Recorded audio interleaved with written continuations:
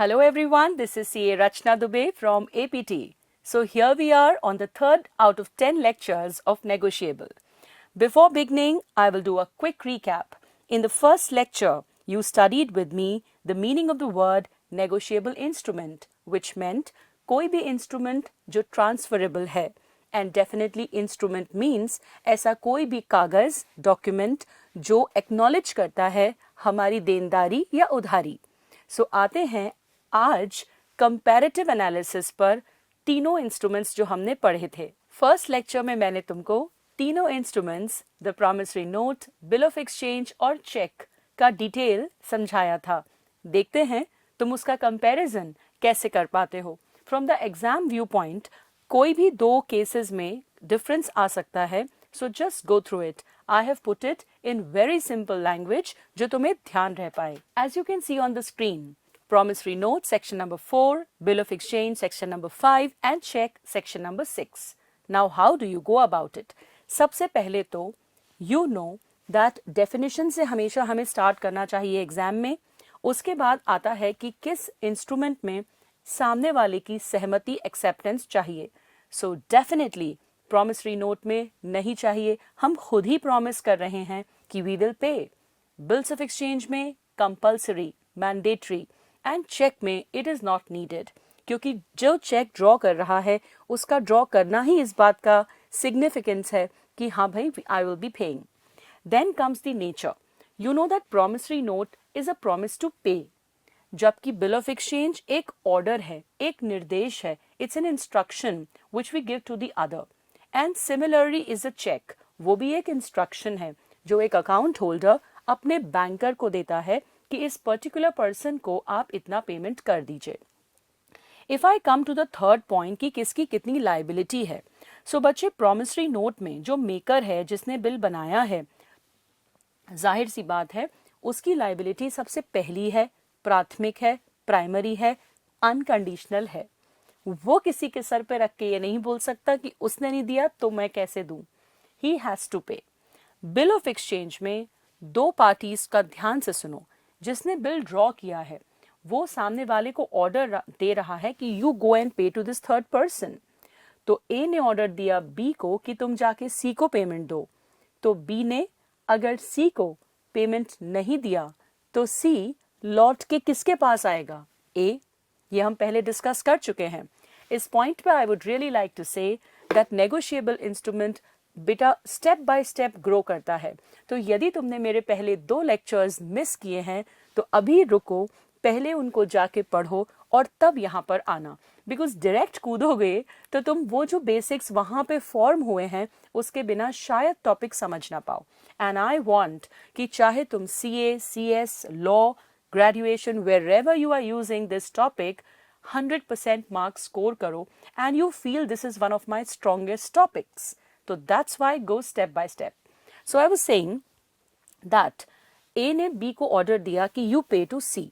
तो A ने बचे जो B को ऑर्डर दिया वो B के ऊपर एक प्राइमरी रिस्पॉन्सिबिलिटी क्रिएट कर रहा है कि तुम जाके C को पेमेंट दो.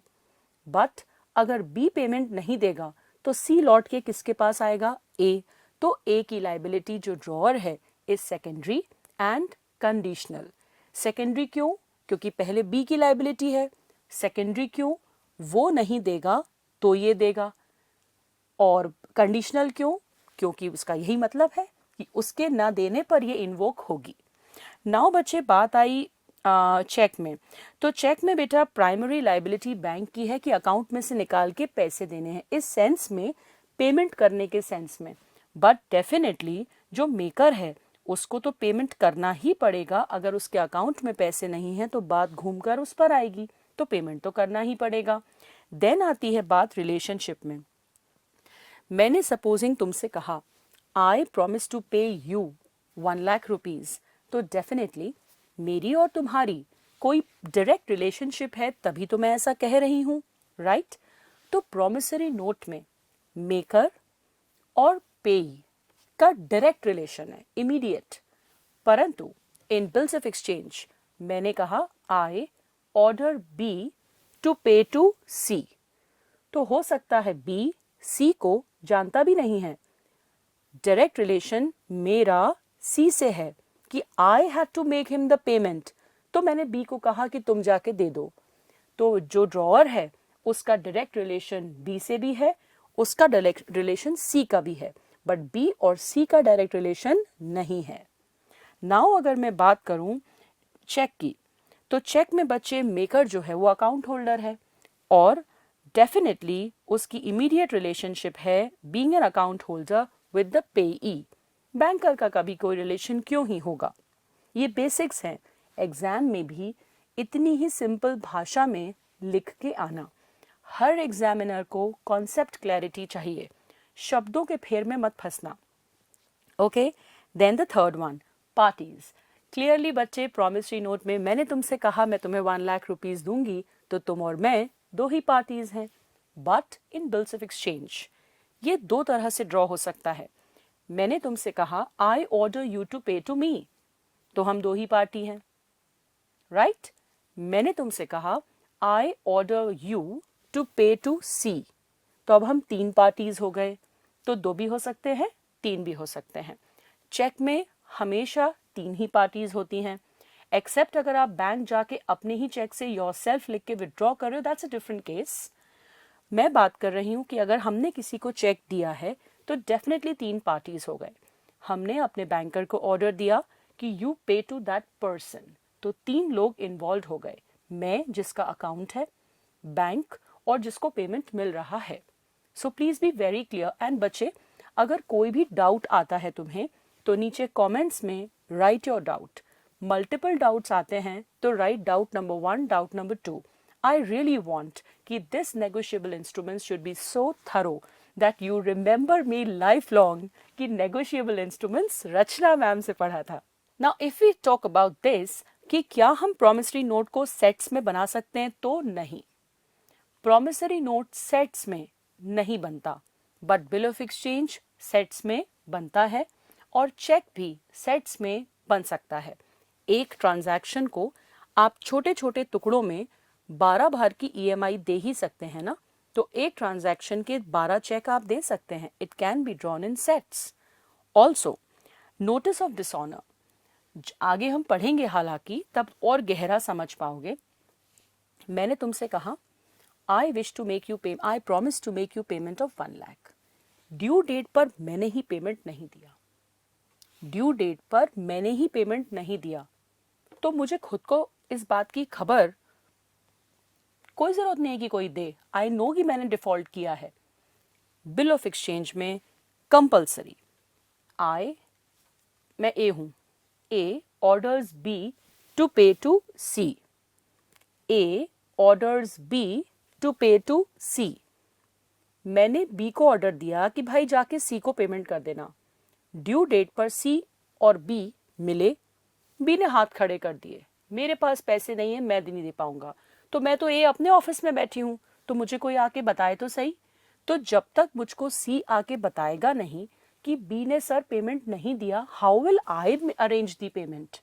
तो अगर ड्रॉअर को इन अ बिल ऑफ एक्सचेंज आपको जिम्मेदार और सेकेंडरी लाइबिलिटी क्रिएट करवाना है तो उसको खबर तो दो। हालांकि हम इसको डिटेल में पढ़ेंगे आगे, बट फिलहाल यू कैन अंडरस्टैंड कि थर्ड पार्टी को कैसे सपना आएगा कि ड्यू डेट पर चेक या बिल ऑफ एक्सचेंज क्लियर नहीं हुआ। तो that's why notice is compulsory. अब आई बात चेक में। नाउ बेटा मैंने तुम्हें चेक दिया 5,000 रुपीज का, मेरे अकाउंट से चेक क्लियर नहीं हुआ, बाउंस हुआ, तो बैंक मुझे जरूर मैसेज करेगा कि आपके अकाउंट में पैसे नहीं है, चेक बाउंस्ड। आजकल तो ई बैंकिंग में SMS आता ही आता है कि आपका चेक बाउंस हो गया, तो फिर मुझे खुद क्यों पता होना चाहिए। But yes, I gave a cheque to you, you are the pay. हर चीज बच्चों नेगोशिएबल में ना अपने आप को उन शूज में रख के देखना तो बेस्ट समझ में आएगा। अपनी लक्ष्मी जी डूबती हैं तो अपने को सबसे ज्यादा बुरा लगता है। सो मैंने तुमसे कहा कि मैं तुम्हें 5,000 रुपीज का चेक दूंगी, ड्यू डेट पर मेरा चेक बाउंस हो गया, बट एक्चुअली तुम एंडोर्स कर चुके थे किसी और को। यू नो ना, बचपन में एंडोर्समेंट पढ़ा है।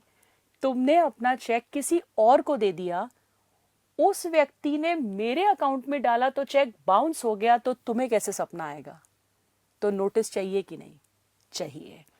थोड़ा भी कॉमन सेंस लगाओगे तो समझ आ जाएगा कि ए ने बी को चेक दिया, तुम बी हो मैं ए हूं, तुमने सी को दे दिया, सी ने डी को दे दिया, डी ने मेरे खाते में चेक डाला, बाउंस हो गया, तो भाई बाकी पार्टीज जो बीच में है उनको बताओ तो सही, उन्हें कैसे सपना आएगा? उनका थोड़ी अकाउंट है, राइट? तो notice of cheque is needed in endorsement. Primary party जिसने चेक ड्रॉ किया है उसको बताने की जरूरत नहीं, उसको तो खुद को पता है मेरा चेक बाउंस हुआ है। कॉमन सेंस प्रिवेल्स, रटने की कोई बात नहीं है इसमें।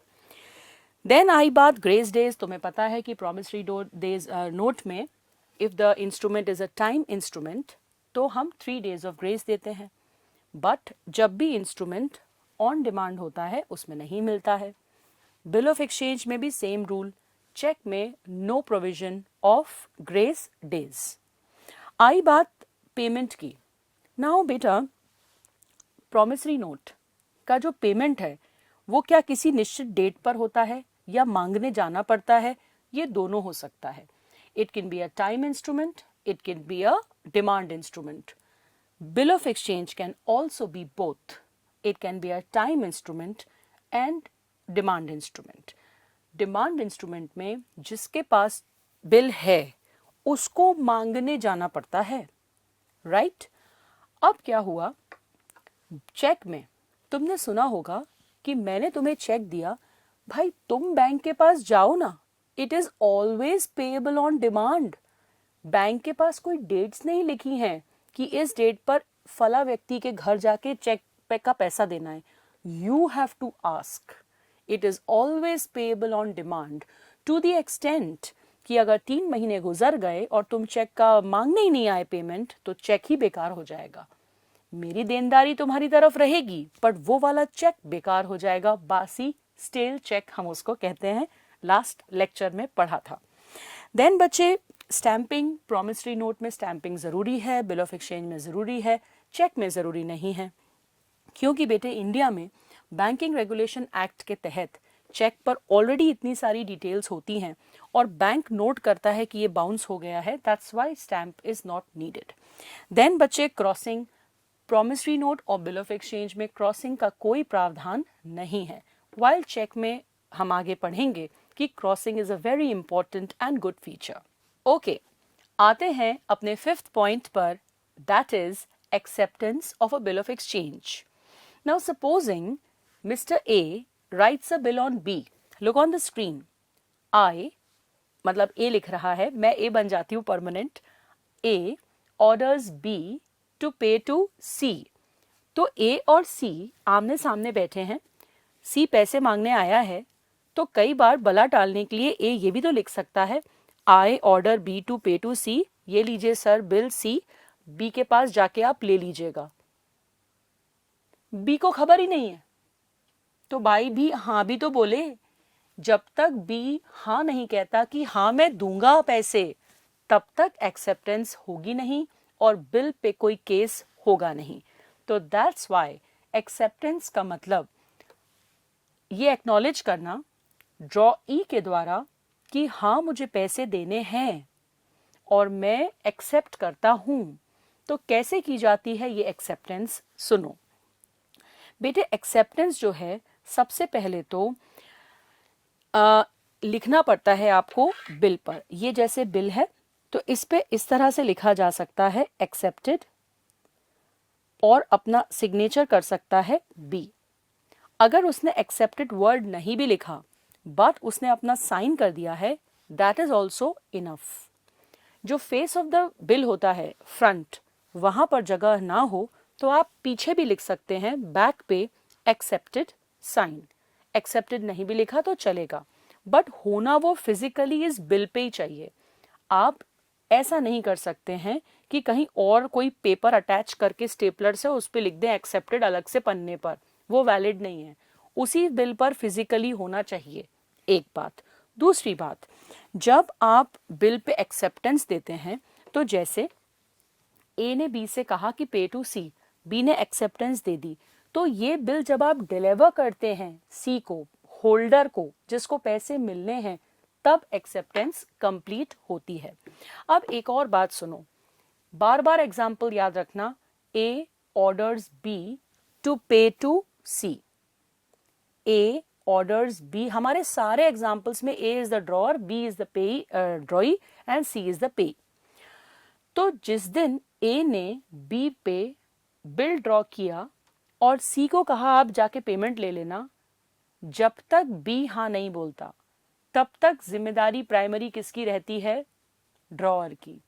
और जिस दिन ड्रॉ ई बी लिख देता है हाँ एक्सेप्टेड, उस दिन लाइबिलिटी शिफ्ट होके उसकी हो जाती है प्राइमरी, और जिसने बिल बनाया था उसकी हो जाती है सेकेंडरी।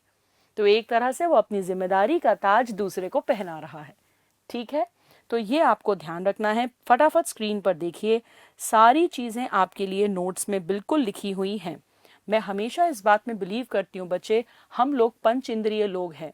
जब आप अपने स्पर्श की इंद्री से लिखते हैं ना, it settles deep in your brain. So please make short notes. भले ही मैंने आपको नोट्स दिए हैं, पर उसमें और ब्रीफ करके जैसे मैंने लिखा है बिल्कुल क्लू वर्ड, वो आप लिखिए, वो आपको बहुत ज्यादा याद रहेगा। सो आफ्टर एक्सेप्टेंस किसकी लाइबिलिटी हो जाती है? लाइबिलिटी ऑफ ड्रॉअर हो जाती है सेकेंडरी, और before acceptance liability of drawer क्या रहती है? प्राइमरी। आप नोटिस करेंगे, आपने जैसे भी पहले पढ़ा होगा, इतना डिटेल में तो मैं बिल्कुल श्योर हूं आपने नहीं पढ़ा होगा। तो इसलिए आप इस लेक्चर को वैल्यू कीजिए, अपने समय को वैल्यू कीजिए और ढंग से पढ़िए। मन नहीं कर रहा है थोड़ी देर बाद आके पढ़ लीजिएगा, पर जितनी देर पढ़ेंगे ठीक से पढ़ेंगे। देन बच्चे, मैंने क्या क्या बोला? एक्सेप्टेंस राइटिंग में होना चाहिए। एक्सेप्टेंस ऐसे मुंह से बोलने से नहीं होती, सिग्नेचर करना जरूरी है। भले एक बार को एक्सेप्टेड शब्द नहीं लिखो तो भी चलेगा, बिल पे होना चाहिए, ऑन द बिल, बिल को डिलीवर करके वो कंप्लीट होगी। It may be in sets, तुम्हें मालूम है कि बिल ऑफ एक्सचेंज सेट में ड्रॉ हो सकता है। अगर आपको सेट्स में बिल ड्रॉन है तो आप एक ही पे साइन कीजिएगा। अगर आपने 4 पर एक्सेप्टेड लिख दिया तो 4 पर अलग अलग केस आपके ऊपर हो सकता है। ध्यान दीजिएगा इस बात को और नोट कीजिएगा ध्यान से।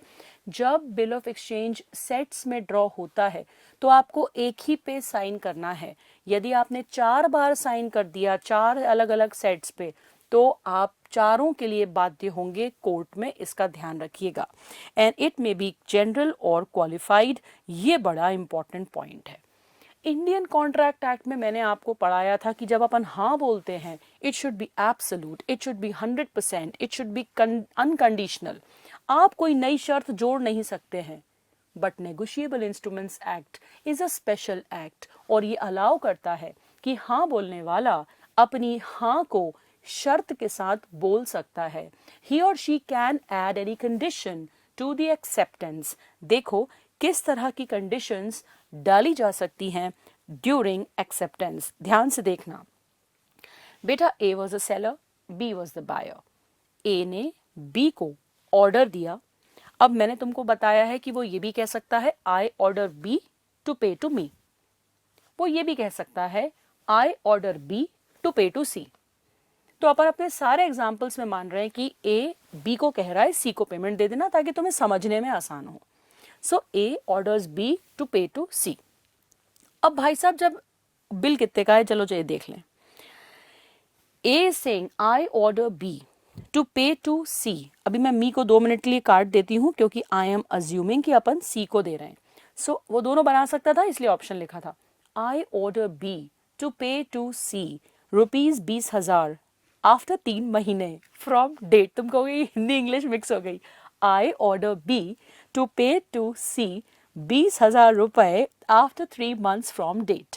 और भाई साहब स्टैम्प था, डेट थी, प्लेस थी, सब दिख रहा है आपको। प्लेस भोपाल है जहां हम रहते हैं, और 1/1/2020 को कोविड के स्टार्ट होने के पहले ये बिल बनाया गया था, साइन भी कर दिया था। अब जब ये बी के पास पहुंचा, बी जो है यहाँ पर आपको दिख रहा है, यहाँ पार्टीज कितनी हो सकती हैं? 3 भी हो सकती हैं, 2 भी हो सकती हैं, ये हम पढ़ चुके हैं। सो ड्रॉई की लाइबिलिटी हो गई प्राइमरी, ड्रॉअर की लाइबिलिटी है सेकेंडरी, और पेई यहाँ पर कौन है बच्चे? सी, जिसको पेमेंट मिल रहा है। ये मैं बार बार क्यों बता रही हूँ? क्योंकि मेरे कुछ चुन्नू मुन्नू बच्चे पुराने लेक्चर्स देख कर आए नहीं होंगे और उनकी बत्ती बुझ गई होगी कि ये ड्रॉअर ड्रॉई पेई क्या होता है मैम, तो उनके लिए बता रही हूँ। जहाँ पर सी इज द पेई, A is the drawer and B is the drawee. अब की बार पूछा तो समझ लेना. नाउ जब ये बिल का एक्सेप्टेंस के लिए पहुंचा तो इस बिल की हमने खासियत समझी कि साइंड होना ज़रूरी है, एक्सेप्टेंस मस्ट होना ज़रूरी है, डेट होना बहुत ज़रूरी है, अमाउंट स्पष्ट होना ज़रूरी है और अनकंडीशनल शुरू में जब वो बनेगा तब उसका अनकंडीशनल होना ज़रूरी है. हाँ या ना? तो अब बेटे इस बिल में क्या क्या चेंजेस हो सकते हैं देखो. तुम ही गैस करो. क्या बी कह सकता है भाई हाँ तो बोल रहा हूं पर 18,000 के लिए? बोलो. बिल्कुल बोल सकता है, उसने अमाउंट चेंज कर दिया. क्या वो बोल सकता है कि आपने 3 महीने का बिल बनाया था, मैं 4 महीने में दे पाऊंगा? बिल्कुल बोल सकता है. क्या आपने लिखा था place Bhopal, payable eight Bhopal, वो दिल्ली करवा रहा है कि दिल्ली में ही दूंगा? क्या ये सब क्वालिफिकेशंस हैं? बिल्कुल, क्योंकि शुरुआत में जो बिल बना था उससे चेंज हो रहा है उसका कैरेक्टर. तो जब भी आप कोई शर्त जोड़ेंगे, कैरेक्टर चेंज करेंगे, उसको हम कहेंगे कंडीशनल एक्सेप्टेंस. तो फिर इसमें क्या होगा? इसमें ये होगा बच्चे कि ये होल्डर कौन है इस बिल का? बताओ, पेमेंट पाने का हक किसको है? हु इज द पेई हियर? सी. भाई साहब सी का मन होगा तो कहेगा ठीक है भाई, जो दे रहा है वो दे दे, सारी क्वालिफिकेशन हो सकता है वो मान ले. और भाई साहब अगर सी का मन नहीं हुआ तो वो कहेगा नहीं चाहिए मुझे ये सब, मैं तो इसको डिसऑनर मान रहा हूं, मुझे तो वही शर्तें मंजूर हैं जो शुरू में थी. तो जब आप क्वालिफाइड एक्सेप्टेंस लिखते हैं तो आप मेंटली प्रिपेयर्ड रहिए कि जो पेई है वो हाँ भी बोल सकता है और वो ना भी बोल सकता है. अगर पेई ने हाँ बोल दी, सी ने देखो कैसे हाँ बोल दी. 20,000 का बिल था, एक बी कह रहा है मैं 18,000 दूंगा. बिल कितने का था? 20. और अब बी कितना कह रहा है? भैया पेशेंस से पढ़ना पड़ेगा, नेगोशिएबल ढंग से पढ़ना है. तो बी बिल कितने का था? 20. और बी क्या कह रहा है? 18 दूंगा. तो अगर सी चुप रहता है तो उसके चक्कर में जिसने बिल ड्रॉ करा है ए, वो भी बरी, वो भी डिस्चार्ज. फ्यूचर में कभी उस पर बात आई तो वो भी कितना देगा? 18. क्योंकि वो कहेगा कि तब तुमने उससे कम करा, उसने कम करा, तुमको तभी बोलना चाहिए था, तुमने कुछ नहीं बोला तो अब मैं भी 18 दूंगा. सीधी बात. और अगर वो एक्सेप्ट नहीं करता, नहीं मुझे तो बीसी चाहिए, तो वो बिल डिसऑनर माना जाएगा बाय क्वालिफाइड एक्सेप्टेंस. बात समझ में आ गई? तो ये अपनी पूरी स्टोरी हमने जो समझी कि एक्सेप्टेंस कैसी हो सकती है. ओके, अब तुमको एक्सेप्टेंस तो समझ में आ गया. तो अब हम आते हैं section 112 and 113 acceptance for honour. मैंने एक पिक्चर बनाई है तुम्हारे लिए ताकि तुम्हें ये एग्जाम्पल याद रहे. Acceptance for honour.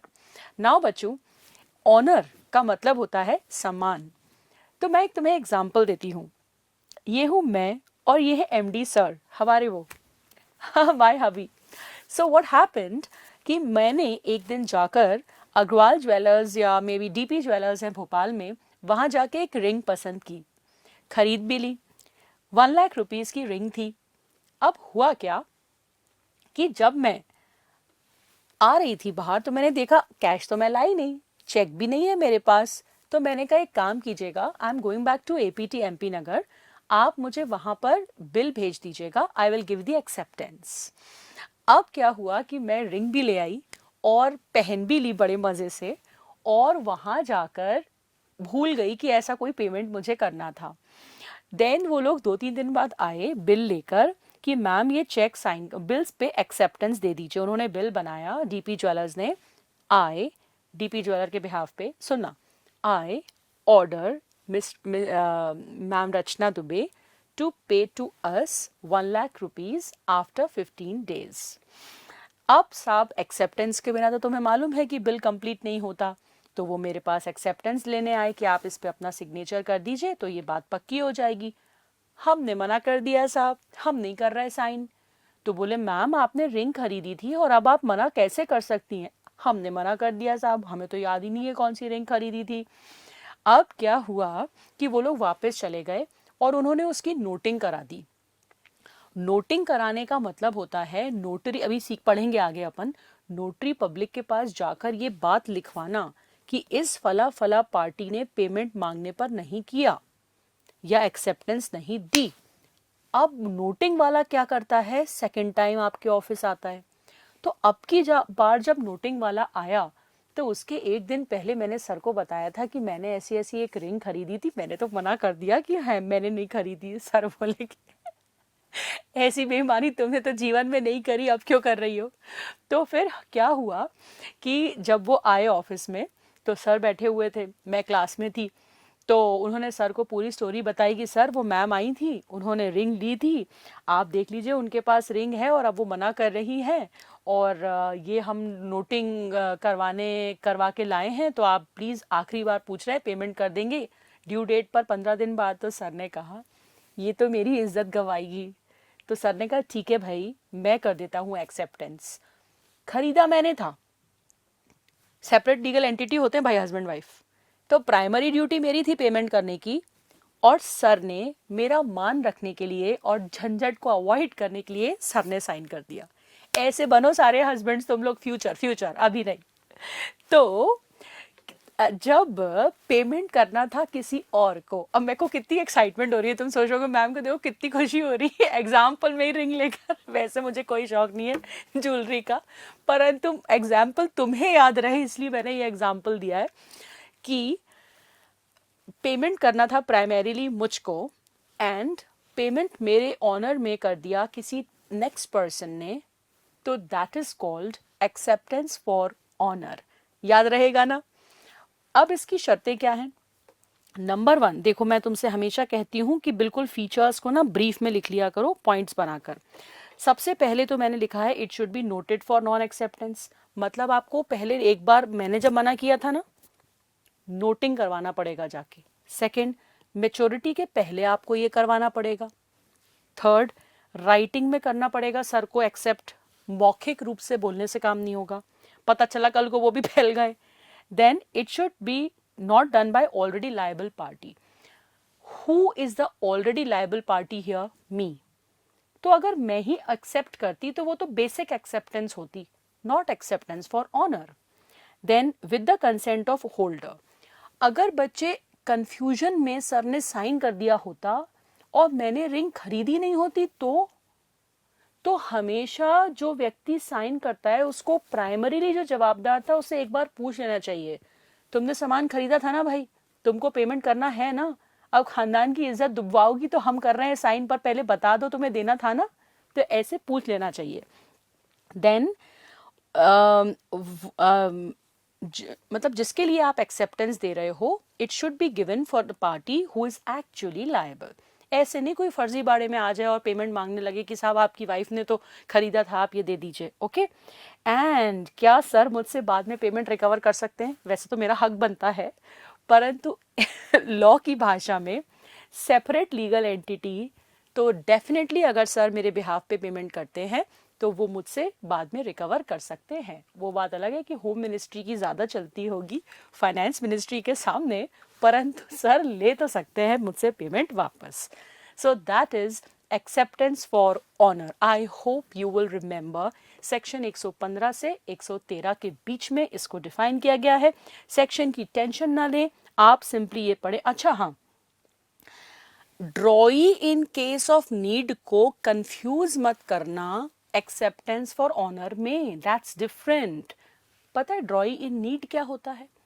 शुरू से ही अगर बिल में ऐसा लिखा जाए, ए ने लिखा I order B to pay to C 1 lakh rupees, full stop, तो प्राइमरी जवाबदारी किसकी है?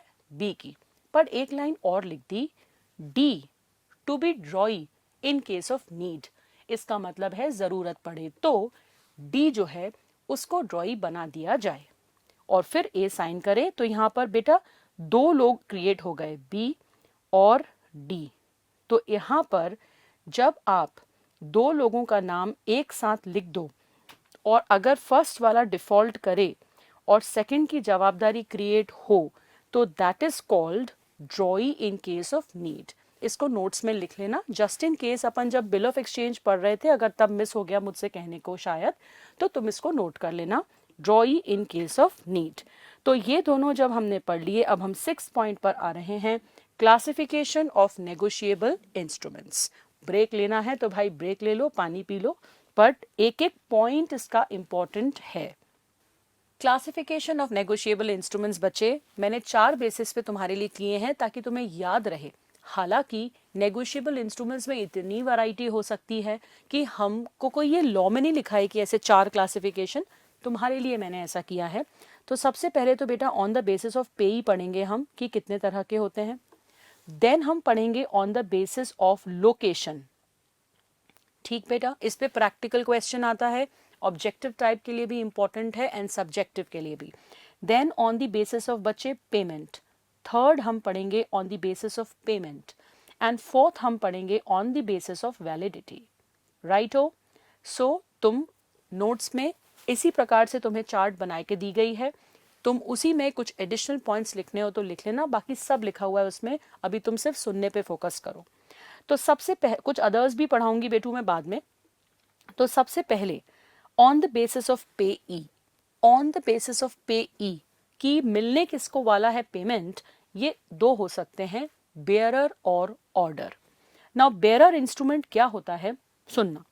बेयरर इंस्ट्रूमेंट बच्चे वो होता है जिस पे पे का नाम ही नहीं लिखा, जिसके हाथ में बिल है वही मालिक है, नाम ही नहीं लिखा। जैसे ए ने लिखा I order B to pay to dash, जगह खाली है, ₹1 लाख, इसमें पे का नाम ही नहीं लिखा, तो जिसके हाथों में फिजिकली बिल होगा वो व्यक्ति उसका पैसा पाएगा। इसमें मगर एक चीज खास ध्यान से सुनना कि ऐसा बिल मात्र हाथ से देकर ट्रांसफर हो जाता है, इसमें एंडोर्समेंट का कोई लोचा नहीं होता है। एंडोर्समेंट अभी बाद में पढ़ेंगे, बट इतना तो तुम्हें पता है कि ट्रांसफर करने को एंडोर्समेंट कहते हैं। तो इसमें आपको किसी को बिल देना है तो बस ऐसे ही उठा के दे दो, क्योंकि नाम ही नहीं लिखा है, तो मेरे हाथ में कि तुम्हारे हाथ में, जिसके हाथ में वो मालिक है। बात ठीक। सेकंड, लास्ट एंडोर्समेंट जब ब्लैंक होता है ना तो भी बिल बेयरर बन जाता है। एंडोर्समेंट पढ़ाते वक्त इस पॉइंट को मैं कवर करूंगी। एंडोर्समेंट होता क्या है, नेगोशिएबल की समस्या यही है कि अंडा पहले आया या मुर्गी, इसीलिए समझा रही हूँ कि फर्स्ट से लेके 10th तक मेरी ही सीक्वेंस में लेक्चर देखना, बीच में मत कूदना। तो ए ने बी को दिया, तुम्हें मालूम है कि बी सी को दे सकता है पैसा। मैंने लिखा I promise to pay you 1 lakh rupees, तुम हो बी, तुमने पीछे लिख दिया आई एंडोर्स टू सी, उसने लिख दिया आई एंडोर्स टू डी, उसने लिख दिया आई एंडोर्स टू ई, बट ई ने लिखा आई एंडोर्स टू डैश, तो आखिरी वाले व्यक्ति का नाम ही नहीं लिखा, तो उस वक्त जाके ये बेयरर बन गया। तो सिंपल कॉन्सेप्ट क्या हुआ, जिस भी इंस्ट्रूमेंट पर पैसे पाने वाले का नाम नहीं लिखा है वह बेयरर कहलाया। शुरू में अगर नाम लिखा भी था पर एंडोर्स होते होते लास्ट में ब्लैंक हो गया तो फिर वो तब भी बेयरर कहलाया। एक और बात ध्यान रखना, इंडिया में मैंने पहले भी कहा था और पुनः कहती हूं, इंडिया में प्रॉमिसरी नोट बेयरर बनाना सिर्फ आरबीआई के बस का है, हम और तुम कॉमन मैन अलाउड नहीं है। इंडिया में promissory note payable to bearer is only allowed to be made by RBI. I can't write Rachna Dubey being Rachna Dubey. I Rachna Dubey promise to pay dash ₹1 crore. अरे भैया किसको, ये नहीं कह सकते आप नहीं बना सकते। ऑल्सो बेटा बिल ऑफ एक्सचेंज में आप ऐसा नहीं कर सकते कि आपने व्यक्ति का नाम भी नहीं लिखा और आपने टाइम भी नहीं लिखा। बिल ऑफ एक्सचेंज में व्यक्ति का नाम भी नहीं लिखा और टाइम भी नहीं लिखा, दोनों गायब कर दिए, ऐसा बिल नहीं बना सकते। बिल में या तो लिखो कि I order to pay to dash but after 2 months, या लिखो I order to pay to B, बस दोनों में से एक चीज गायब कर सकते हो, दोनों गायब नहीं कर सकते। अगर लगे कि मैम इस पे मुझे फर्दर एक्सप्लेनेशन चाहिए, भाई कमेंट्स में जाके लिख देना प्लीज एक्सप्लेन। मैं इसीलिए इतना पॉइंट वाइज चल रही हूँ बेटू। ये 6th पॉइंट का अपना फर्स्ट पॉइंट है बेयरर। कहीं भी डाउट हो तो ऐसे रेफरेंस देना, मैम इन पॉइंट नंबर 6 सब point 1 this is my doubt, otherwise तुम और मैं घूमते रहेंगे. So this is bearer instrument. Now the second one is order instrument. स्पष्ट है उसका उल्टा. यहां पर लिखा A ने, देखते रहना भाई लोग, A ने लिखा I order B to pay to C. अब आपने यहां पर पे स्पष्ट कर दिया तो ये बन गया ऑर्डर इंस्ट्रूमेंट. क्यों? या तो C खुद ले सकता है या C के ऑर्डर पर वो एंडोर्स हो सकता है. C कहे मुझे चाहिए तो मैं ले लूंगा और मैं किसी और को भी दिलवा सकता हूं, तो इसलिए वो ऑर्डर इंस्ट्रूमेंट कहलाता है मेरे बच्चे. ऑर्डर इंस्ट्रूमेंट में जैसे सपोजिंग ये बिल था, इस पे लिखा था आई order B to pay to सी. क्या सी ऐसे ही उठा के किसी को दे देगा? नहीं, क्योंकि वो तो सी को मिलने वाला था पेमेंट. तो जब तक सी ये नहीं लिखेगा पीछे आई एंडोर्स इट टू डी और अपना साइन करेगा, तब तक वो ट्रांसफर नहीं होगा. तो जब नाम से बिल बनता है, ऐसा बिल को ट्रांसफर करना हो तो आपको लिखना पड़ेगा आई एंडोर्स. ये डिफरेंस है बेरर में और ऑर्डर में, 2 मार्क के लिए आ सकता है. तो I hope this is sorted. The second kind of bill that I have told you. Is that clear मेरे बच्चे? Is that clear? अब हम आ रहे हैं, ये बेटा जो मैंने तुम्हें बात करी बताई कि प्रोमिसरी नोट आरबीआई ही बना सकती है पेबल टू बेयरर, ये आरबीआई के सेक्शन 31 से निकली हुई रूल है. तो कहीं चिपका सको तो चिपका देना. केक के ऊपर आइसिंग अच्छी लगती है, एग्जामिनर को देख के लगता है वाह भाई आरबीआई एक्ट भी पढ़ के आया मेरा बच्चा. ठीक है, नेक्स्ट अपन आते हैं on the basis of location, inland and foreign. Section number 11 पर आती हूं. इनलैंड नेगोशिएबल इंस्ट्रूमेंट, देशी, हम इंडियंस हैं, हमारा देशी नेगोशिएबल इंस्ट्रूमेंट क्या होगा? 2 कंडीशंस हैं. पहली कंडीशन पूरी होना कंपलसरी है. ये येलो में मार्क जो दिख रही है लेफ्ट हैंड साइड पर of the chart, that is the first condition, it is compulsory. जो बाजू वाली कंडीशंस हैं उनमें से 2 कंडीशंस में से एक भी पूरी हो गई. बाजू वाली कंडीशंस में 2 में से एक भी पूरी हो गई तो it's fine. It is called inland negotiable instrument. Let's see how. So लिखा है मैंने वहां पर any negotiable instrument made in India. भाई इंडिया, अपना India, made in India is a first compulsory condition. Plus 2 में से कोई भी एक कंडीशन पूरी कर लेना, सेकंड वाली में से पेएबल इन इंडिया, मतलब उसका पेमेंट भी इंडिया में करा जाएगा. ये एक बात. चलो ये ना हो पाए, इंडिया के बाहर जाके भी कहीं शिप से जाके पेमेंट देंगे. Drawn on a resident of India. Drawn on a resident of India, आपने जिस पे ड्रॉ किया है वह व्यक्ति इंडिया का रेसिडेंट है. तो ये बेटा ध्यान रखना है तुम्हें. शेर बच्चे हो मेरे तुम, इतनी तो छोटी सी बात है कि first condition compulsory, first condition compulsory और सेकंड कंडीशन में से एटलीस्ट 1 शुड बी देयर. तो दोनों का कॉम्बिनेशन जोड़ लेंगे तो वो हो जाएगा इनलैंड नेगोशिएबल इंस्ट्रूमेंट. तो तुम कहोगे मैम इससे कोई अंतर पड़ता है कि वो इनलैंड है या नहीं? हाँ, आगे पता चलेगा क्या डिफरेंस है.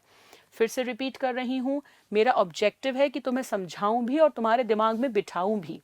मेरे से लॉ पढ़ने का सबसे बड़ा डिफरेंस क्या है? मेरी कोशिश रहती है कि I make it really easy for you. Example से लिंक कर दूं ताकि तुम्हें याद रहे एक लंबे समय तक, क्योंकि फाइनली बेटू एग्जाम में मैं तुम्हारे साथ नहीं जाने वाली, तुम्हारा दिमाग ही जाने वाला है. तो जब तुम्हारे दिमाग में बैठ जाएगी बात तो वह अपने आप निकलेगी. रट्टाफिकेशन का कॉलम खत्म. इसलिए पेशेंस से पूरा सुनो. इनलैंड नेगोशिएबल इंस्ट्रूमेंट वह है जिसमें फर्स्ट कंडीशन तो पूरी हो ही रही है, सेकंड वाली में 2 में से एटलीस्ट एक हो रही है, तब जाके वो नेगोशिएबल इंस्ट्रूमेंट इनलैंड कहलाएगा. एग्जाम का ये क्वेश्चन हो सकता है. मैं आपके साथ सेक्शन 11 पढ़ रहे हैं बच्चे. अब फॉरेन इंस्ट्रूमेंट सीधे सीधे वो है जो इनलैंड नहीं है. फॉरेन इंस्ट्रूमेंट वो है जो इनलैंड नहीं है. फॉरेन इंस्ट्रूमेंट वह है जो इनलैंड नहीं है. राइट? ऑल्सो बच्चे डिफरेंस क्या है दोनों में? एक बहुत बड़ा डिफरेंस है कि इनलैंड नेगोशिएबल देसी को नोटिंग कराना कंपलसरी नहीं है. अभी आगे पढ़ेंगे नोटिंग कराना कंपलसरी नहीं है, बट फॉरेन या विदेशी नेगोशिएबल इंस्ट्रूमेंट को नोटिंग कराना पड़ेगा अगर नोटिंग कराना पड़ेगा अगर जिस कंट्री का है वो उस कंट्री में नोटिंग कंपलसरी हो तो। जिस कंट्री का है वो, जैसे वो जर्मनी का है और वहां लिखा है कि भाई डिसऑनर हुआ तो नोटिंग कराए बिना काम नहीं चलेगा, तो नोटिंग करानी पड़ेगी। एक तो ये डिफरेंस है, बाकी डिफरेंस अभी बताती हूं। नोट्स में मैंने बेटू फॉरेन बिल का डिटेल तुम्हें लिखा है ताकि तुम इसलिए पढ़ पाओ क्योंकि ये सेक्शन 12 एग्जाम में एज इट इज आ सकता है। 3 मार्क के लिए they can ask you to define foreign NI बताइए।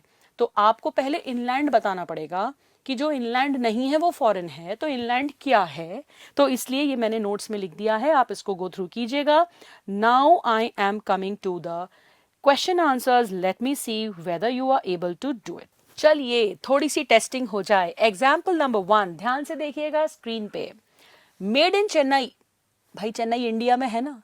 Made in Chennai, paid bill payable in Chennai.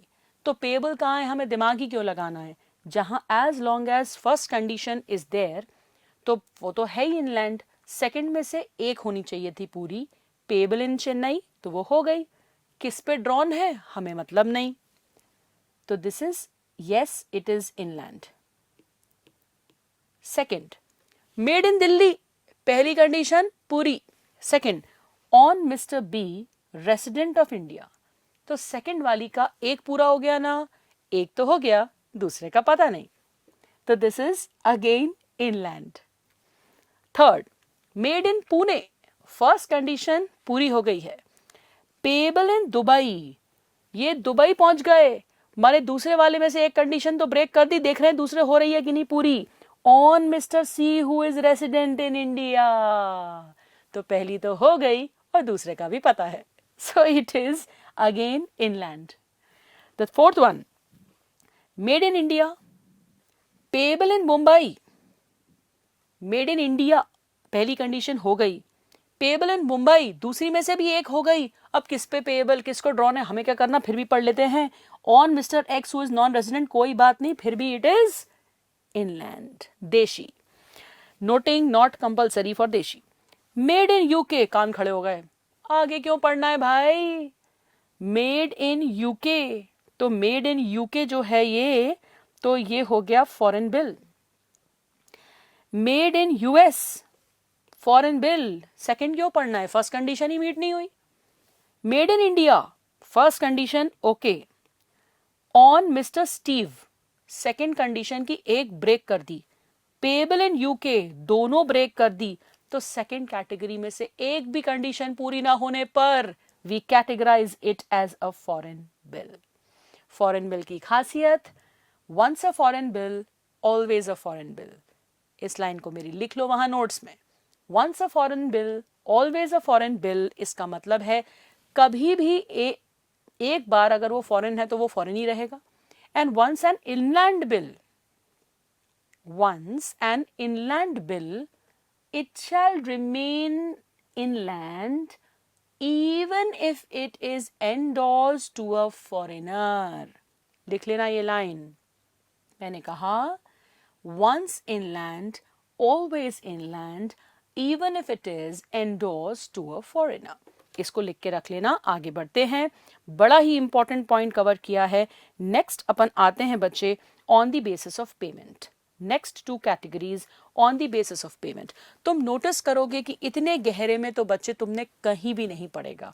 मैं अपने मुंह से कहती तो नहीं हूं, बट इंटरनेट पे तुम सर्च कर लेना, अगर तुम्हें इससे डिटेल्ड कोई लेक्चर मिल जाए जो दिमाग में बैठ जाए, तो फिर तुम मुझको आके कहना।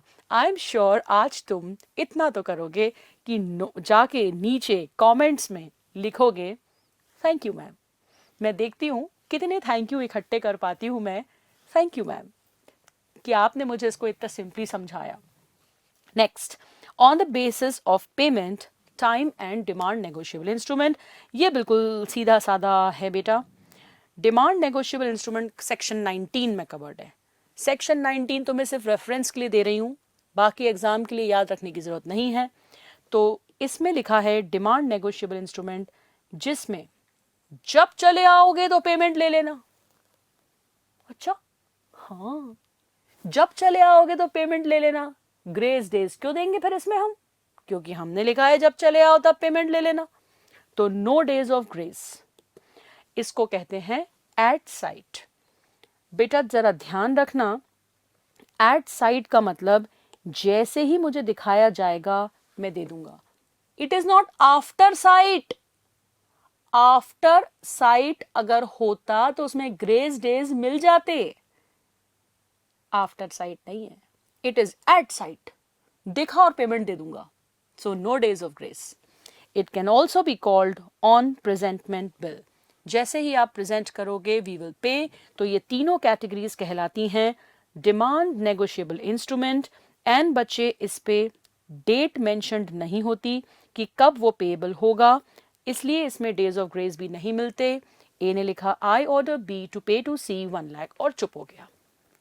डेट ही नहीं लिखी साहब, तो जब डेट नहीं लिखी तो इसका ऑटोमेटिक मतलब है ऑन डिमांड कभी भी चले आना, एट साइड दे दूंगा, ऑन प्रेजेंटमेंट दे दूंगा, आफ्टर साइड नहीं है ये। अब अपन जाते हैं टाइम नेगोशिएबल इंस्ट्रूमेंट, जो इसका उल्टा होगा। तुम ही बता दो सेक्शन 20 जो टाइम नेगोशिएबल इंस्ट्रूमेंट में डील करता है वो क्या कहता है। वो कहता है कि जो तिथि आपने लिखी या आपने लिखा कि देखने के इतने दिन बाद दूंगा, सब में एक फिक्स्ड डेट क्रिएट हो जाती है और उसमें फिर ग्रेस डेज भी जुड़ते हैं मैच्योरिटी डेट कैलकुलेट करने के लिए। मेरे प्यारे बच्चे अकाउंट्स में एवरेज ड्यू डेट पढ़ते हो, चुन्नू मुन्नू थे तब बिल्स ऑफ एक्सचेंज 11th में पढ़ के आए थे अकाउंट्स में, उसी का वास्ता दे के समझा रही हूं कि तुम्हें पता था कि ड्यू डेट में 3 डेज जुड़ते हैं ग्रेस के, तब आती है मैच्योरिटी डेट। हाँ या ना, यस और नो? यस। अज्यूमिंग दैट, वैसे टीचर को कोई अजम्पशन नहीं लेना चाहिए, टीचर को मालूम होना चाहिए कि किसी बच्चे को कुछ नहीं पता, बट बच्चों समय हमारे पास सीमित है, तो मैं ये अज्यूम कर रही हूं कि you know what are grace days.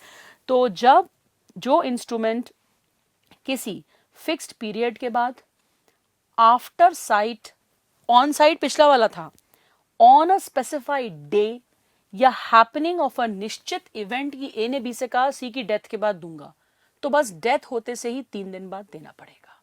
Right बेटा? तो या तो कोई कंडीशन हो, या तो कोई डे हो, या तो नंबर ऑफ डेज के बाद हो, या आफ्टर साइट हो, सब में ग्रेस डेज मिलेंगे। It is called section 20 time negotiable instrument. Exam में आप कैसे लिखेंगे वो मैंने आपको नोट्स में लिख के दिया है। Beautiful notes have been prepared for you so that you are in a position to understand कि इसको मुझको एग्जाम में कैसे लिखना है। You understand that? पूरे नोट्स हैं मेरे बच्चे, they are very very useful notes. Again I can claim कि जितना सिंप्लीफाइड लैंग्वेज में we have converted the typical negotiable instruments, शायद ही तुम्हें ऐसे नोट्स कहीं मिल पाए। Do go through them and do write a thank you, क्योंकि उसमें मेरी टीम का भी सपोर्ट है। whatever I told them, I gave them my slides and they simplified it and converted into notes. That's really, I am very thankful to them. All right बच्चे, so ये हमने पढ़ लिया टाइम नेगोशिएबल इंस्ट्रूमेंट। आते हैं हम last category पर, on the basis of validity. On the basis of validity 2 तरह के इंस्ट्रूमेंट हो सकते हैं, inchoate and ambiguous. Now inchoate instrument exam में प्रैक्टिकल क्वेश्चन आता है, ध्यान से सुनेंगे मेरे सभी बच्चे। इनकोहेट मतलब इनकम्प्लीट। क्या होता है ये इनकम्प्लीट नेगोशिएबल इंस्ट्रूमेंट? ओके, ध्यान देना बहुत ध्यान से कि ये नेगोशिएबल इंस्ट्रूमेंट्स में इनकोहेट इनकम्प्लीट इंस्ट्रूमेंट क्या होता है। स्क्रीन पे देखो, ए और बी 2 पार्टीज थे। ए जो था रॉ मटेरियल का सप्लायर था और बी जो था उसकी रिटेल की दुकान थी। तो जनरली बेटा ये जो रॉ मटेरियल सप्लायर होते हैं ये सामान भेजते जाते हैं 2-1 महीने में एक बार मिलकर, और ट्रांजैक्शन की वैल्यू जो होती है अप्रोक्सीमेट अंदाजन पेमेंट हो जाता है ऑन अकाउंट लिखकर कि बाकी अगली बार समझ लेंगे, या इस तरह से लोगों में जो कंटिन्यूअस ट्रांजैक्शन चलते हैं। हुआ क्या कि ए ने बी को रॉ मटेरियल काफ़ी दिनों से सप्लाई कर रहा था। बी के पास वो आया कि भाई पेमेंट दे दो, तो बी ने कहा मेरे अकाउंटेंट को तो कोरोना हो गया है, तो वो तो क्वारंटीन्ड है अभी, तो मैं उससे पूछ ही नहीं पा रहा हूँ कि एग्जैक्ट अमाउंट आपका लेजर देख के बता दे कि कितना है। I hope you are able to relate what I am saying. तो ए ने कहा कि एक काम करो, कुछ अंदाजन पेमेंट तो दे दो। तो बी ने कहा हाँ ये बात ठीक है। तो बी ने एक स्टैम्प पेपर लिया, बेटा इंडिया में जब अपन स्टैम्प पेपर पे इंडियन स्टैम्प एक्ट कहता है कि जितने रुपए का ट्रांजैक्शन होता है ना उसके अकॉर्डिंगली स्टैम्प वैल्यू लगती है, ठीक है। तो बी ने एक ऐसा स्टैम्प पेपर लिया जिसपे अप्रोक्सीमेटली 10,000 तक का नेगोशिएबल इंस्ट्रूमेंट बनाया जा सकता था। आई विल रिपीट माई पॉइंट। दोनों के बीच में सामान का लेन देन हुआ था।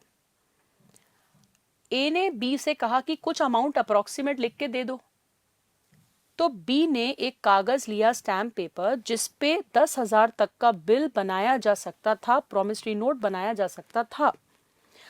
अब क्या हुआ, बी ने कहा यार मैं अमाउंट फिल नहीं कर रहा, मैंने ऐसा लिख दिया है आई promise to pay to A after 2 months। तुम घर ले जाओ, ऑफिस ले जाओ इसको, मेरा अकाउंटेंट परसों नरसों आने ही वाला है, उससे पूछ के फोन पे बता दूंगा, तुम अमाउंट भर लेना। ऐसा होता है कि नहीं बताओ? बिल्कुल होता है। आपसी लेन देन में आदमी इतने भरोसे पे ही चलता है कि पार्टी को मैं कुछ पॉइंट छोड़ के दे रहा हूं। साइन नहीं छोड़ सकते आप, साइन तो आपको करना पड़ेगा, बट डेट, अमाउंट, प्लेस, ये चीजें जनरली आप छोड़ देते हो कि तुम बता देंगे, तुम भर देना। अब साहब ए के मन में खोट आ गई, उसने कहा स्टैम्प पेपर पे तो 10,000 तक लिखा जा सकता है। हालांकि दोनों के बीच में अंदाजन 6,000 का ही ट्रांजैक्शन था, अप्रोक्सीमेटली 6,100 होगा, 5,900 होगा, एग्जैक्ट नहीं पता था, इसलिए बिल पे लिखा नहीं था। तो बी ने कहा 6,000 के आसपास होगा, ए ने कहा हाँ हाँ, और ए चला गया। पीछे से भाई साहब ए को पता चल गया कि यार इस पे तो 10,000 बन सकता है। तो भाई मैं देखो उन्होंने क्या करा, पक्का भोपाली टाइप काम करा और उस पर लिख लिया 10,000 रुपए। बेईमानी है या नहीं? ऐसा मैंने नहीं बोला कि हम बेईमान होते हैं भोपाली, बट अपनी अपनी अकल लगाने वाले बहुत होते हैं भोपाली। तो उन्होंने पता चला साहब 10,000 लिख लिया। क्या ये एक्चुअल इंटेंशन थी बी की? नहीं। तो अब क्या हुआ, ये कहलाया एक इनकोहेट नेगोशिएबल इंस्ट्रूमेंट, क्योंकि इसको इनकम्प्लीट दे दिया था बी ने ए को। बट एक स्टेप आगे बढ़ के मैं इसी पॉइंट पे बता दूं क्योंकि तुम समझ पाओगे। जब कोई व्यक्ति बिल पर, इमीडिएट पार्टीज जो होती है ना, सिर्फ जितना एक्चुअल इंटेंशन होती है ना बच्चे, उतना ही वसूल कर सकते हैं। ओनली जितनी एक्चुअल इंटेंट होती है ना बच्चे, सिर्फ उतना ही वसूल कर सकते हैं। तो बताओ ए बी पर कल को चेक, ये प्रॉमिसरी नोट बाउंस हुआ, डिसऑनर हुआ, कितने का केस कर पाएगा? 10,000 की 6,000? ओनली एक्चुअल ट्रांजैक्शन, क्योंकि दोनों को दिल में पता था कि एक्चुअली स्टोरी क्या है, 6,000 के आसपास ही ट्रांजैक्शन है। तो ये लाइन लिख लेना कि इनकोहेट का मतलब इनकम्प्लीट नेगोशिएबल इंस्ट्रूमेंट, परंतु इमीडिएट पार्टी सिर्फ एक्चुअल इंटेंशन तक ले सकती हैं। बट अब क्या हुआ सुनो, कहानी में आया एक ट्विस्ट। भाई साहब ए ने जाकर, वो रॉ मटेरियल सप्लायर थे तो उनसे भी बड़े वाला जो मैन्युफैक्चरर था, उसको जाके ये दे दिया प्रॉमिसरी नोट, और वो व्यक्ति था होल्डर इन ड्यू कोर्स। कौन होता है होल्डर इन ड्यू कोर्स? जिसको गुड फेथ में for consideration before maturity NI मिला हो। तो उसको तो लगा कि 10,000 लिखा है, 10,000 का स्टैंप पे होगा।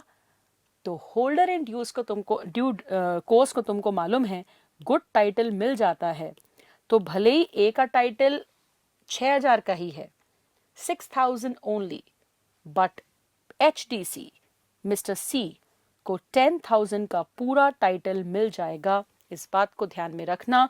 एग्जाम का एक क्वेश्चन करते हैं, frequently asked question, please look on the screen. Mister A owes certain sum of money to B, तुम्हारे नोट्स में भी है। A does not know the exact amount and hence he makes a blank check in favor of B. Sign करता है, deliver करता है और request करता है कि तुम बाद में फिल कर लेना। ये किसकी बात हो रही है बेटा? A और B। लेट मी हाईलाइट कि A जो था उसने एक ब्लैंक चेक दे दिया B को, उसको कुछ पैसे देने थे और उसने कहा कि बाद में तुम अमाउंट भर लेना। अब उसके बाद क्या हुआ, बी ने उस पर फ्रॉड्यूलेंटली, कपटपूर्ण तरीके से बड़ा अमाउंट फिल कर लिया और उठा के वो चेक एंडोर्स कर दिया सी को। बी को कुछ पेमेंट करना होगा सी को, तो भाई साहब सी ने जो एचडीसी था उसको लार्जर अमाउंट दे दिया। तो बताओ इस सिचुएशन में किस किस के क्या क्या राइट है, तुम बताओ। बी कितना ले पाएगा? ओनली एक्चुअल अमाउंट, बट सी क्या ले पाएगा? फुल अमाउंट जो भरा गया है on the instrument. I hope you have understood. आते हैं फटाफट ambiguous negotiable instrument. बच्चे, ambiguous word का मतलब होता है confusing, जिसके दो मीनिंग निकल रहे हों, जिसमें आप समझ ही नहीं पा रहे हो कि ये प्रॉमिस किया है या किसी को ऑर्डर दिया है, तो इसको कहते हैं एम्बिगस. आप उसमें से दोनों में से कुछ भी ट्रीट कर सकते हो उसको, प्रॉमिसरी नोट या बिल ऑफ एक्सचेंज. एक एग्जाम्पल देते हैं. इसका सबसे प्यारा एग्जाम्पल होता है बैंक का ड्राफ्ट. अगर तुमने कभी ड्राफ्ट बनवाया हो, जैसे ये हो तुमने एक फर्नीचर खरीदा मुंबई के एक पर्सन से और तुमको उसको पेमेंट करना था. तुम्हारा अकाउंट है SBI में, तुम भोपाल में हो, वो व्यक्ति मुंबई में है जिससे सामान खरीदा है, तुम्हें उसको पेमेंट पहुंचाना है और ऑनलाइन बैंकिंग का तुम्हारे पास फैसिलिटी नहीं है, जहां पर वैसे तो आज SBI में आ गई है, मान लेते हैं ऑनलाइन नहीं है, तुमको ड्राफ्ट बनवा के भेजने को कहा है उस व्यक्ति ने. तुम अपने SBI के बैंक में गए, SBI की बैंक ने एक बैंक ड्राफ्ट बनाया अपनी मुंबई की ब्रांच पर. क्या लिखा उस पे? एक ने मुंबई की ब्रांच पर ऑर्डर दिया कि भोपाल SBI ने मुंबई को ऑर्डर दिया कि आप इस व्यक्ति को ये पेमेंट कर दीजिए, और भोपाल की SBI ने मुंबई की SBI से प्रॉमिस किया कि जब ये बैंक में प्रेजेंट होगा this branch will make the payment. तो एक व्यक्ति उसमें प्रॉमिस भी कर रहा है और उसमें एक ऑर्डर भी शामिल है. तो bank draft is an example of an ambiguous instrument. उसमें कोई illegality नहीं है. It is not void. It's just that कि आपको promissory note भी treat कर सकते हो, आप उसको bill of exchange भी treat कर सकते हो. So the definition you will write in the exam is ambiguous instrument is one which has features of both. Therefore, it can be treated as both a bill of exchange and promissory note. It can be called vague. इसमें holder का जो discretion है that prevails. Discretion माने choice, इच्छा, decision, वही रहेगा जो holder जिसका हक है पेमेंट लेने का वो कहेगा. Where words ऐसे ही, ये एक एग्जाम्पल है, one of the examples. एक और एग्जाम्पल है कि कभी कभी क्या होता है कि चेक पर आपने डेट लिखी, साइन किया, व्यक्ति का नाम लिखा, अमाउंट में फिगर्स में लिख दिया 1000 और वर्ड्स में लिख दिया 10,000. इसका मतलब है कि या तो 10,000 सही है या 1000 सही है, तो ये तो मैंडेट इंस्ट्रक्शन ही क्लियर नहीं है, तो इसको भी एम्बिगस कहा जाएगा. ये इलीगल नहीं है. होल्डर इसको क्या ट्रीट करता है उस पर डिपेंड करता है. और ऐसे में बेटा जब भी वर्ड्स एंड फिगर डिफर तो बैंकिंग रेगुलेशन एक्ट कहता है वर्ड्स विल गेट प्रायोरिटी. तो वही चीज हम यहां भी लागू करते हैं. किसी चेक पर अमाउंट है 1000, वर्ड्स में लिखा है 10,000, तो वो 10,000 का माना जाएगा. ठीक है बेटा. तो ये हो गया एम्बिगस नेगोशिएबल इंस्ट्रूमेंट. सब कुछ आपके नोट्स में लिखा है. फिर भी अगर आप कोई चीज आपको ऐसा लगे कि ये वाला जो पॉइंट है मैम मैं चाहता हूँ या चाहती हूँ आप इसको दोबारा डिस्कस करें, तो आप या तो वीडियो पॉज करके बेटू एक बार देख लीजिएगा. Still you feel the explanation more you need, please write in the comments point number 6, this number point, this is my doubt. ठीक. And write your mobile number also so that I can connect to you on that doubt in case लिखकर doubt clear होने लायक नहीं है तो इतना भला कार्य जरूर करना. या फिर बेस्ट वुड बी कि उस पर लिख देना डाउट, और इफ यू फील कि पर्सनल नंबर तुम चैट में नहीं देना चाहोगे तो ये जो मेरा नीचे नंबर दिखाई दे रहा है 9755557307, इस पर भी कॉपी भेज देना, नीचे भी लिख देना, मैं वहीं के वहीं सॉल्व कर दूंगी, बट वहां पर भी भेज देना. ओके. अब मैं जरा 2-3 बिल्स और ले रही हूं. Fictitious bill. फिक्टिशियस का तो मतलब होता है काल्पनिक, भूत है ही नहीं. Accommodation bill, duplicate bill and हुंडी, ये भी मैं इसी टाइटल में कवर कर रही हूं. क्लासिफिकेशन अपने 6th पॉइंट में. So now I come to fictitious bill. What is a fictitious bill? Let me explain to you. Fictitious bill. Okay. आते हैं fictitious bill पर. भाई किसी को थकावट लग रही हो तो पानी पियाना, आंखें धोआना, परंतु जब तक पढ़ो ध्यान से पढ़ना. नो झोल झाल झमेला, आलस में नहीं पढ़ने का है नेगोशिएबल. वैसे सोने तो मैं तुम्हें दूंगी भी नहीं. तो fictitious bill क्या होता है? जिसमें जो प्राप्त करता है पेई इज नॉन एग्जिस्टेंट, वो होता ही नहीं है। ऐसा कैसे होता है तुम सोचोगे? दिमाग लगाओ। क्या हुआ, पूरी स्टोरी सुनना। 3 लोग थे इस कहानी में जो मैं तुम्हें सुनाने वाली हूं, ध्यान से सुनना। एक थे मिस्टर एक्स, उनको मिस्टर वाई से कुछ पैसे लेने थे। तभी आदमी ड्रॉ करता है कि ए ने बी को कहा कि जाके सी को पेमेंट दे देना। तो यहाँ पे एक्स को कुछ पेमेंट लेना था, तो उसने कहा कि अगर मैं वाई से कहूंगा कि मुझे पेमेंट दे देना तो ये ड्यू डेट पर आके मुझसे रिक्वेस्ट करेगा, मैं पेमेंट नहीं दे पा रहा, ये वो एक्स वाई जेड। इससे अच्छा मैं किसी का नाम लिख देता हूँ ताकि इसके डर रहे कि इस व्यक्ति को उसको पेमेंट देना है। भाई थर्ड पार्टी इन्वॉल्व होती है ना, तो थोड़ा सा फॉर्मेलिटी आ जाती है। ठीक, तो एक्स को मालूम था कि जेड कोई नहीं है दुनिया में, ऐसे ही फर्जी नाम उसने लिख दिया, आई ऑर्डर वाई टू पे जेड। इसमें कोई इलीगैलिटी नहीं है, एक्स को बकायदा वाई से पैसे लेने थे, बट वो खुद को दिलवाता तो फिर वाई थोड़ा लूज पड़ जाता, ये सोच के उसने नाम लिख दिया जेड का। अब यहां पर जेड कोई है ही नहीं, तो ये कहलाया फिक्टिशियस बिल। जिस बिल में जिस व्यक्ति को पेमेंट लेना है वो है ही नहीं। तो ऐसी सिचुएशन में क्या होता, ड्यू डेट पर वाई जो है वो जेड के पास जाता, जेड तो वहां उस पते पे कोई मिलता ही नहीं। तो फिर ऐसी सिचुएशन में क्या होता, ऐसी सिचुएशन में एक्स को, क्योंकि जैसे उसकी सेकेंडरी लाइबिलिटी होती है ऐसे ही उसका सेकेंडरी राइट होता है टू गेट द पेमेंट, तो वो पेमेंट ले लेता। पर उसने एक स्टेप आगे बढ़ के क्या किया कि एक्स को ये पेमेंट देना था एक एम को, तो उसने ये का ये बिल एंडोर्स कर दिया एम को। वैसे एंडोर्स कौन करता है? पेई। यहां पेई कोई है ही नहीं, तो बिल पे हक किसका है? एक्स का। तो उसने वो हक यूज करते हुए लिख दिया एंडोर्स टू एम और अपना साइन कर दिया। अपना तो कर सकता नहीं था, तो उसने जेड का साइन कर दिया जो कि कोई था ही नहीं। तो तुम्हारे मन में बात आएगी ये तो सब फर्जीवाड़ा हो रहा है। जब फर्जीवाड़ा किसी की नीयत खराब होके किसी को नुकसान पहुंचाने का हो तब उसको फर्जीवाड़ा कहते हैं। यहां पर बेटा एक्स को बकायदा पैसे वाई से लेने थे और वाई को बकायदा पैसे देने थे। तो जब आपको पैसे देने हैं तो आपको इससे क्या मतलब कि प्राप्तकर्ता एक्स यहाँ पे जेड है या कोई एम है या कोई तीसरा पर्सन पी है, आप तो पैसे देने से मतलब रखो, इतनी सी बात है। अब उसके बाद क्या हुआ कि ड्यू डेट पर ये चेक किसके पास, बिल किसके पास पहुंच गया? एम के पास पहुंच चुका था और एम था holder in due course. M holder in due course था, एम को ये पूरी स्टोरी कुछ नहीं पता थी। तो क्या holder in due course mister Y से पेमेंट ले सकते हैं? बिल्कुल। क्या मिस्टर वाई ये कह सकते हैं कि ये तो बिल फिक्टिशियस है? नहीं कह सकते, कोई प्ली नहीं है, उनको पहले भी पेमेंट देना था, उनको अभी भी पेमेंट देना है। बस एक शर्त है कि ये जो हैंड राइटिंग है ना बच्चों, हैंड राइटिंग ये सेम होना चाहिए। एक्स ने ही बिल लिखा है और उसी ने एंडोर्स किया है, तो राइटिंग अगर सेम है तो मतलब एक्स ने ही ऐसा किया है, तब वो वैलिड बनेगा। ध्यान से नोट्स में इसको एक बार पढ़ना। I will repeat once again, I will read it out for you.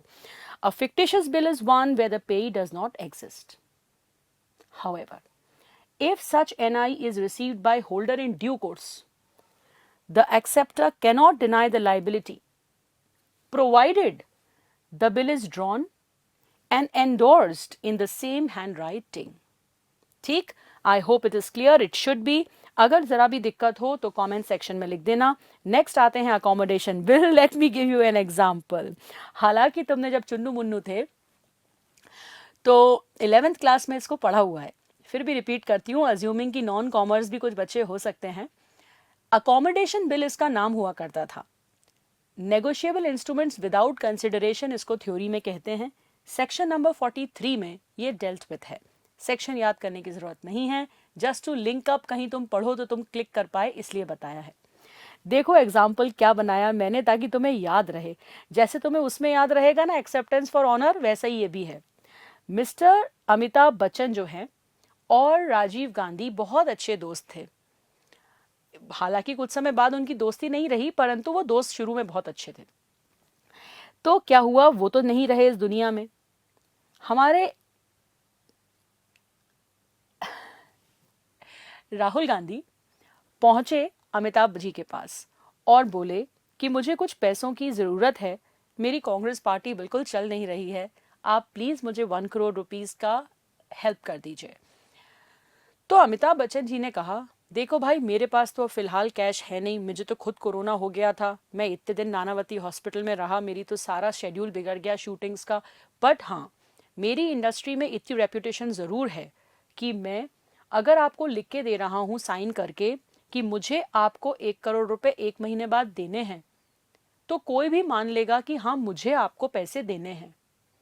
और उस बिल को आप जाके कहीं डिस्काउंटिंग करा लेना। डिस्काउंटिंग याद है सबको बच्चे? ड्यू डेट के पहले अपन बिल दिखा के और पेमेंट तुरंत ले लेते हैं, कुछ डिस्काउंट वो कमीशन कटवा के। ये आप कर लेना ड्यू डेट पर।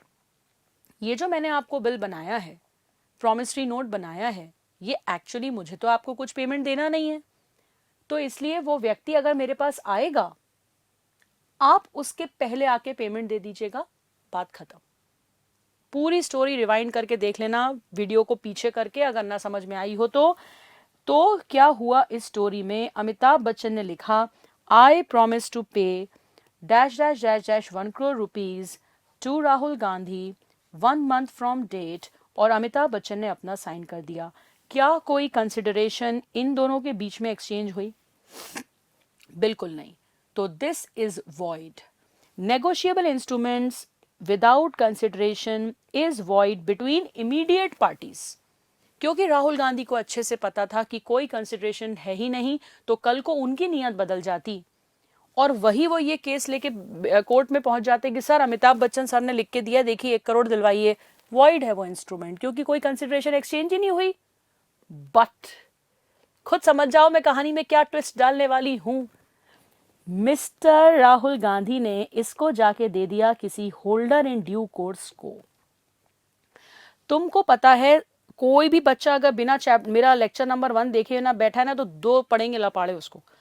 तो होल्डर इन ड्यू कोर्स जो है, तुम्हें मालूम है, उसके पास राइट है टू गेट द पेमेंट, भले ही ट्रांसफरर के पास राइट ना हो। तो वो मिस्टर अमिताभ बच्चन के पास डेफिनेटली जाकर बिल का अमाउंट रिसीव कर सकता है। तो अगर अकोमोडेशन बिल या negotiable instrument drawn without consideration immediate party कुछ लेना चाहे तो नहीं मिलेगा, बट अगर कोई एचटीसी रिकवर करना चाहे तो बिल्कुल मिलेगा। I hope the point is clear. Section 43 notes में से इसको एक बार पढ़ लेना। एक प्रैक्टिस क्वेश्चन भी मैंने तुम्हें दिया है वहां पर, इसको तुमको पढ़ना चाहिए। Do solve the practice question in the notes. If you feel there is any doubt, let me know. A ने B पे बिल ड्रॉ किया, B ने विदाउट कंसिडरेशन उसको एक्सेप्ट कर लिया, क्योंकि दोनों अकोमोडेट करने का मतलब होता है किसी को हेल्प करना, सपोर्ट करना, kind of things. Bill transfer कर दिया गया सी को विदाउट कंसिडरेशन, सी ने ट्रांसफर कर दिया डी को फॉर वैल्यू। मैं तुम्हें हमेशा सिखाया बेटू, ऐसे छोटा सा डायग्राम बना लिया करो Chunnu Munnu, that makes it very clear कि व्हाट्स हैपनिंग। तो ये मैं तुम्हें टारगेट दे रही हूँ, खुद इसको पढ़ो तो तुम्हें खुद समझ में आएगा कि ये क्या है। Just in case you have doubt तो please write in the comment section. All right, and last जरा सा रिमेनिंग बचा है ताकि तुम थको ना। Last remaining point, duplicate bill. बच्चे ये तो कुछ नहीं है, जरा सा कंसेप्ट है 2 लाइन का। मैंने तुम्हें एक प्रॉमिसरी नोट दिया, I promise to pay you 1000 rupees, या तुमने मुझे ऑर्डर दिया, I order Rachna ma'am to pay to me 1000 rupees, एक ही बात है। गुम गया, ओरिजिनल गुम गया, तो तुम मेरे पास आए कि मुझे डुप्लीकेट बना दीजिए।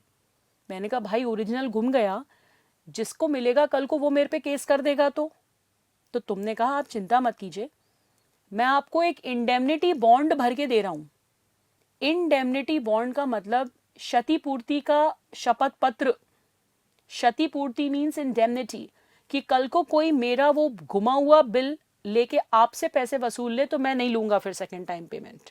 मैं ये वादा करके लिख रहा हूं, तो फिर मुझे कोई दिक्कत नहीं होना चाहिए थी। And I should have drawn the bill. Duplicate bill पर मैंने मना कर दिया, नहीं कर सकती मैं मना।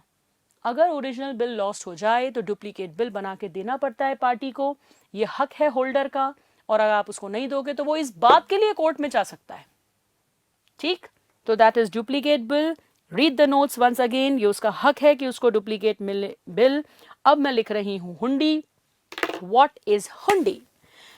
पुराने जमाने में जब साहूकार लोग लोन देते थे तो तब बहुत सारी जगह पर negotiable instrument, Indian stamp act, ये सब नहीं था। तो वो लोग लोकल कस्टम या प्रथा के अनुसार हुंडी एक पर्ची, एक कागज पर लिख देते थे।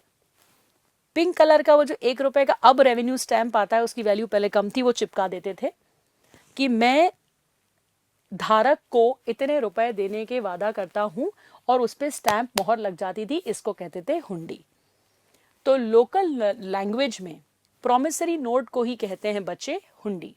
अब तुम कहोगे कि मैम नेगोशिएबल इंस्ट्रूमेंट का सेक्शन 13 तो कहता है कि सिर्फ 4, 5 और 6 promissory note, bill of exchange और चेक इंक्लूडेड है नेगोशिएबल इंस्ट्रूमेंट में। भाई इंक्लूडेड शब्द लिखा है, इंक्लूडेड। मैंने तुम्हें इंटरप्रिटेशन ऑफ स्टैट्यूट में पढ़ाया था कि included is a inclusive definition, not a complete definition. It is a illustrative definition. मतलब और भी चीजें उसमें शामिल हो सकती हैं, right? तो that is why local language में बना हुआ कोई भी instrument is called हुंडी। अब तुम्हारा मन में प्रश्न आएगा कि क्या नेगोशिएबल इंस्ट्रूमेंट के रूल उस पर अप्लाई होते हैं, क्या उस पर भी कोर्ट केस होते हैं? तो सुनो, मेरा ध्यान से नियम सुनना। अगर लोकल यूसेज है कि हुंडी का बिल्कुल स्टेटेड रूल्स हैं किसी गांव में, किसी जगह में, कि ऐसा हुआ तो ऐसा होगा, तो वो फॉलो होगा। अगर एस्टैब्लिश्ड रूल्स हैं उस जगह तो वो फॉलो होगा। अगर कोई लोकल कस्टम नहीं है तो नेगोशिएबल इंस्ट्रूमेंट फॉलो होगा। बिल्कुल जैसे डिसऑनर के रूल लगते हैं, सारे लगे। क्या बोला मैंने? उस जगह पर अगर नेगोशिएबल इंस्ट्रूमेंट का कोई लॉ है तो वह फॉलो हो, हुंडी का लॉ है तो वो फॉलो होगा। कोई लॉ नहीं है तो नेगोशिएबल फॉलो होगा। ध्यान रखना इस बात को। तो ये हो गई हुंडी। हुंडी के बहुत सारे नाम होते हैं, नाम जोग हुंडी, धनी जोग हुंडी, दर्शन हुंडी, मियादी हुंडी। अब तुम ही बता दो, मियाद एक उर्दू वर्ड है बड़ा प्यारा, मियाद मतलब समय। तो जो एक समय के बाद पे होगा वो टाइम इंस्ट्रूमेंट। दर्शनी हुंडी, दर्शन, दर्शन एट साइट, देख के हम दे देंगे, तो वो हो गई ऑन डिमांड हुंडी। देन धनी जोग हुंडी। धनी जोग से क्या समझ में आ रहा है? जिसके हाथ में वो धनी, माने बेयरर इंस्ट्रूमेंट। और नाम जोग हुंडी, जिसका नाम लिखा है, ऑर्डर इंस्ट्रूमेंट। तो I think you will be able to do that. Then पेट एंड पर पेट एंड खोखा, they are not relevant for the exam. तो मैं बस जितना जरूरी है उतना करवा रही हूँ। नोट्स में हाउएवर मैंने डिटेल दिया है। सो मेरे बच्चे, अब मैं एक छोटी सी टिप तुम्हें दे दूं। मैं देख पा रही हूं जो मेरे पास कमेंट्स भी आ रहे हैं लाइव सेशन में, मैम थक जाते हैं पढ़ते पढ़ते, इतना आपने पढ़ा दिया, अब नहीं बस रहा, अब नहीं हो रहा। बच्चे सुबह उठ के प्लीज थोड़ा सा शांति में पढ़ाई स्टार्ट करो। ये तुम्हारी लाइफ का सबसे इंपॉर्टेंट ईयर है, बेस फॉर्मिंग ईयर है। जैसा मिट्टी को के घड़े को शुरू में घड़ दिया जाता है ना, वो जीवन भर फिर वैसा रहता है। उसको कोई चेंज करना चाहे तो फिर वो टूट जाता है। तो घड़ते समय मिट्टी का जो शेप दे दो ना, वो शेप हो जाता है। ऐसे ही तुम्हारा ब्रेन, तुम्हारी पर्सनैलिटी के ये फॉर्मेटिव ईयर्स हैं। अच्छी आदतें डाल लो बच्चे, जीवन भर काम आएंगी। सुबह उठो। तुम कहोगे अचानक और क्या बात बोलने लगी? क्योंकि मुझे दिख रहा है कि जितना मैंने पढ़ा दिया उसके बाद अब तुम कहोगे मैम बस आप तो पढ़ाती रहोगी, पर हमें समझ में नहीं आ रहा। और तो इसलिए बच्चे प्लीज सुबह उठने की आदत डालो। सुबह उठो, दिमाग को और परिपक्व बनाओ, 5 मिनट ध्यान कर लिया करो शांति से, ताकि तुम झेल पाओ ये difficult topics and difficult subjects. ठीक, तो इसलिए please get the habit of waking up in the morning. Make theory के समरी नोट्स। मैं तुम्हें हमेशा कहती हूँ समरी के थ्योरी नोट्स बनाया करो, थ्योरी के समरी नोट्स बनाया करो और उसको सुबह सुबह रिवाइज किया करो। ठीक है। हालांकि मुझे एक टॉपिक और पढ़ाना था, मैच्योरिटी ऑफ एनआई, पर मुझे लगता है कि ये तो तुम्हें बिल्कुल ही हजम नहीं होगा, इसलिए इसको मैं नेक्स्ट लेक्चर में लेती हूँ। मेरे जो बच्चे इस वीडियो को YouTube पे देख रहे हैं, हमारा APT का एक ऐप है, APT स्टडी। अगर तुम्हें लगता है कि तुमको ये लेक्चर अच्छा लगा और तुम लॉ क्योंकि मेरे खून में बसता है, CA के साथ मैं एक LLB भी हूँ, तो अगर तुम्हें लगता है कि लॉ के और लेक्चर्स हमको देखने हैं तो हमारी APT स्टडी की ऐप है, you can download it. And definitely YouTube पे तो मैं अब काफ़ी लेक्चर्स डालती हूँ। So just subscribe to our APT YouTube channel so that you get a notification whenever you need some good help in law. All right बच्चे, doubts के लिए बेटे नीचे जो नंबर है 9755557307, we are available 24/7 for doubt solving, but don't expect कि 24/7 का मतलब है कि हम जगे हुए हैं 24 घंटे. इट मीन्स आपको जिस मिनट डाउट आए, जिस मिनट पढ़ते पढ़ते डाउट आए, आप इस पे मैसेज डाल दीजिए. Within 24 hours our team will revert to you. ठीक है. मेरे पास बच्चे, ये मेरे कुछ अचीवर्स हैं जो CS के एग्जाम्स में जो लॉ बेस्ड होता है बहुत ज़्यादा, ऑल इंडिया फर्स्ट रैंक तक लेके आए हैं. नाउ वो तो बहुत मेहनती थे ही, बट मैंने कहा ना, जब शुरुआती ईयर्स में आपका घड़ाई होती है, आपको घड़ा जाता है, आपकी पर्सनालिटी, आपका कैरेक्टर बनता है, उस वक्त यदि हार्ड वर्क एंड उस वक्त यदि अच्छी आदतें आप में पड़ जाएं तो वो आपको आगे तक सक्सेसफुल बनाता है. 5 बजे सुबह उठने की आदत डालो, समरी नोट्स बनाने की आदत डालो, उसका रिविजन करने की आदत डालो. Sky is the limit for you also.